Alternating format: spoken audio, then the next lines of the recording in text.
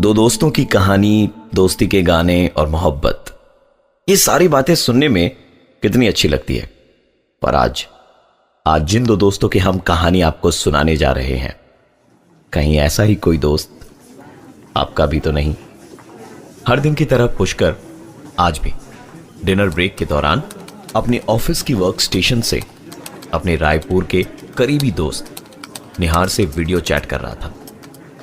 हर दिन की तरह उन दोनों की बातें भी नॉर्मल थी और बातों ही बातों में निहार ने पुष्कर से पूछा, यार तेरे बगल में बैठकर जो तेरा यार काम करता है, क्या आज वो ऑफिस नहीं आया?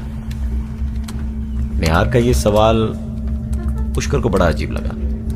उसने निहार से पूछा, यार तू किसकी बात कर रहा है?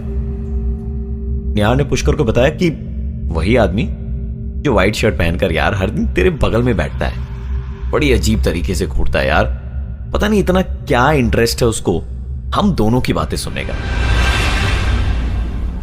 पुष्कर ने निहार की बातों को सीरियसली नहीं लिया, क्योंकि निहार की बचपन से ही आदत थी पुष्कर को अजीबो गरीब इधर उधर की बातें सुनाकर डराने की, जिसकी पुष्कर को अब आदत हो चुकी थी। पुष्कर ने निहार से कहा, मजाक बंद कर यार। लेकिन निहार उल्टे उसे आंखें दिखाते हुए कहता है कि वो इस बार पुष्कर के साथ कोई गंदा मजाक नहीं कर रहा है और ना ही उसे डराने की कोशिश कर रहा है। वो असलियत में जानना चाहता है कि वो इंसान आखिर है कौन जिसे वो हर दिन पुष्कर के साथ वीडियो चैट करते वक्त देखता है। निहार ने पुष्कर को उस आदमी का हुलिया भी बताया। घुंघराले बाल, काली मूछें, रंग गोरा और हाथ में सोने की एक ब्रेसलेट है। पुष्कर ने भूत प्रेत की कहानियां बहुत सुनी थी और यह भी सुना था कि आत्माएं हमारे आस पास भटकती हैं, लेकिन हम शायद उन्हें देख नहीं पाते। पुष्कर जहां बैठता था उसके अगल बगल सिर्फ लड़कियां ही बैठती थी, और अगर निहार के बताए हुए हुलिये की बात करें तो घुंघराले बालों वाला शायद ही कोई पुष्कर के ऑफिस में काम करता था। तो निहार किसकी बात कर रहा था? पुष्कर निहार से बात कर ही रहा था कि अचानक एक जोरदार आवाज ने उसका ध्यान खींच लिया। कमरे की सारी बत्तियां गुल हो गई थी। पुष्कर ने कहा, निहार तू यहीं रुक, मैं 2 मिनट में वापस आया। बाहर जाने पर पता चला कि ट्रांसफार्मर में आग लगने से सारे इलाके की बत्ती गुल हो गई है। पुष्कर का कंप्यूटर यूपीएस की बदौलत अभी भी चल रहा था। वो जब वापस अंदर गया तो यह देखकर हैरान था कि निहार किसी से हंस हंसकर बात कर रहा था। पुष्कर ने कहा कि तू पागल हो गया क्या? किससे बातें कर रहा था? निहार ने बताया कि वो उसी आदमी से बात कर रहा था जिसका जिक्र उसने अभी थोड़ी देर पहले किया था। पुष्कर ने अपने अगल बगल देखा पर उसे कोई नजर नहीं आया। उसने कहा, यार मजाक बंद कर निहार। पर निहार ने एक बार फिर कहा कि वो कोई मजाक नहीं कर रहा और वो आदमी जिससे निहार बातें कर रहा था वो इस वक्त पुष्कर के ठीक पीछे खड़ा है। इतना कहने के साथ ही पुष्कर का कंप्यूटर, जो अब तक यूपीएस की बदौलत चल रहा था, वो भी बंद हो गया। पुष्कर की हिम्मत नहीं हो पा रही थी कि वो अपने पीछे घूमकर देखे। पूरे कमरे में शांति थी। तभी उस शांति को भंग करते हुए पुष्कर का फोन बजा। पुष्कर की धड़कनें तेज हो गई थी बस एक फोन रिंग से। शायद जिंदगी में पहली बार एक फोन रिंग से वो इतना डरा होगा।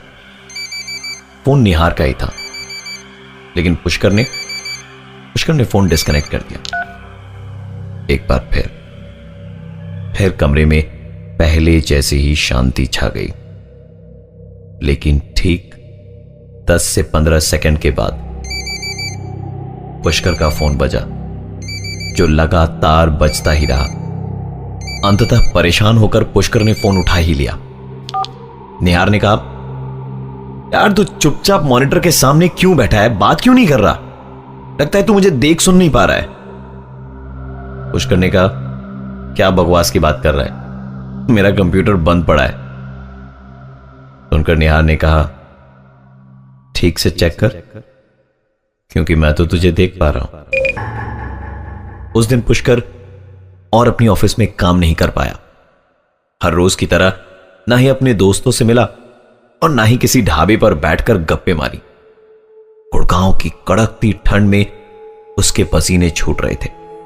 वो इस कश्मकश वाली परिस्थिति में रायपुर अपनी मां को फोन लगाता है, किंतु किसी कारणवश उसके फोन का उसे कोई जवाब नहीं मिला। निहार की बताई हुई बातें और इस इंसान का हुलिया याद कर सारी रात पुष्कर की आंखों से नींद गायब थी। उसका डर उस पर हावी हो चुका था। किसी तरह आज की यह भयानक रात गुजरी और सुबह जब उसकी आंख खुली तो उसने पाया कि कल रात वो सोफे पर ही लेट गया था और उसके हाथ में लोहे का एक सामान था। उसे बचपन में मां की कही हुई बात याद आ गई। पुष्कर की मां कहा करती थी कि जब भी कभी कोई डर या भय सताए तो हाथ में लोहे का कोई सामान ले लो। शायद बीती रात पुष्कर इतना ही डर गया था कि उसने लोहे का कोई सामान लिया, लेकिन उसे यह बिल्कुल भी याद नहीं कब, कहां और कैसे। पुष्कर ने अपना होश संभाला और ऑफिस के लिए तैयार होने लगा। आज ऑफिस पहुंचने में उसे थोड़ी लेट होने वाली थी, क्योंकि आंख खुलते खुलते काफी समय निकल गया था। अपने ऑफिस के लिफ्ट में भीड़ होने के बावजूद पुष्कर को एक अजीब सा डर लग रहा था।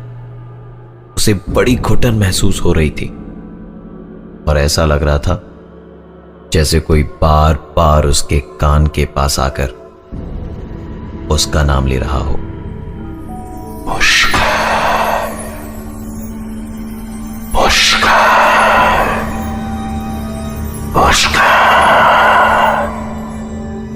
एक ठंडी हवा को वो अपने कंधे पर महसूस कर रहा था,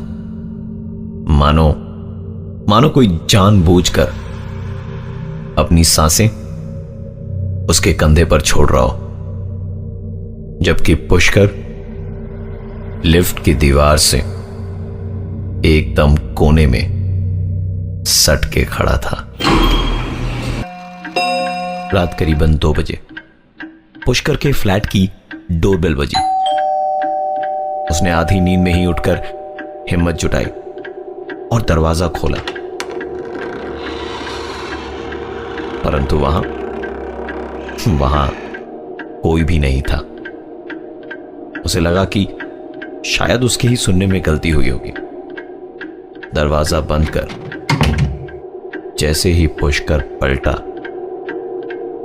कि एक बार फिर पुष्कर ने आई होल से देखा तो उसे अपनी आंखों पर विश्वास नहीं हो रहा था। दरवाजे के उस पार उसका दोस्त निहार खड़ा था।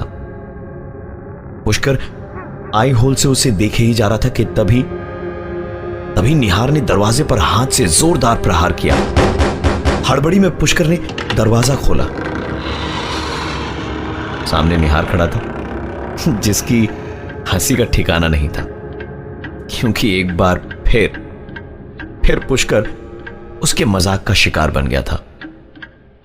निहार और पुष्कर रात को जगकर बात कर रहे थे, पर थकान इतनी ज्यादा थी कि कुछ ही देर में गहरी नींद में सो गए। करीबन 15 मिनट के बाद निहार की नींद एक अजीब सी आवाज से टूटी।